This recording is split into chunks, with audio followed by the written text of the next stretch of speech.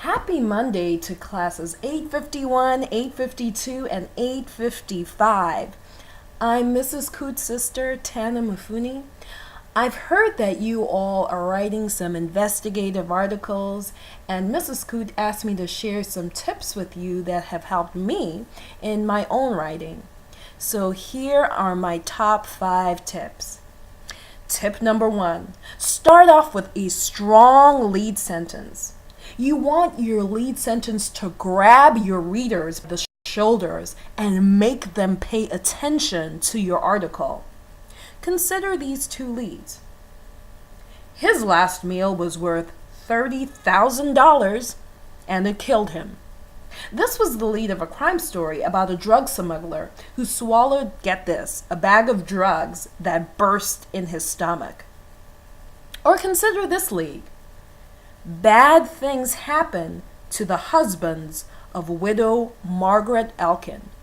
This was the lead of another crime story about a Florida woman on trial for murdering 4 husbands. That's right, 4 husbands. Tip number 2, use lively quotes. Are you using your best quotes? Or are your quotes simply repeating facts that you already mentioned in your article? Are your quotes adding color and character to your work? Think about these 2 quotes for the recycling story. If our school collected $1 for every time somebody failed to recycle, by the end of the year, we could buy every student a brand new laptop. Or what about this? We've spent a whopping $11,000 on recycling bins alone this year, more money than we've even spent on new library books.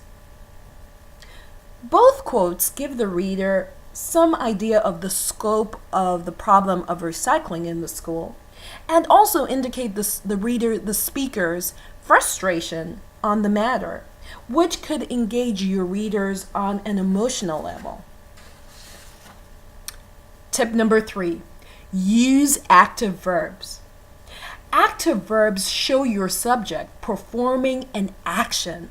They're different from passive phrases that show an object or show a subject being acted on. For an example of a passive phrase would be, the bins are filled with unsorted trash. Instead, you can write, unsorted trash fills the bins. What about this? The 6th graders are often teased by older students. Make this active by saying older students often tease 6th graders. Tip number 4, check your work for accuracy. Fact check and spell check your work. Trust me, nothing could be more embarrassing than running a story only to find you spelled somebody's name wrong or you got a fact wrong. The final tip is to read your work out loud, and preferably to somebody else. Is it easy to read and follow out loud? Is the information you've provided accurate? Is it engaging? If not, keep on working on it until you've got something that's fit to print. All the best!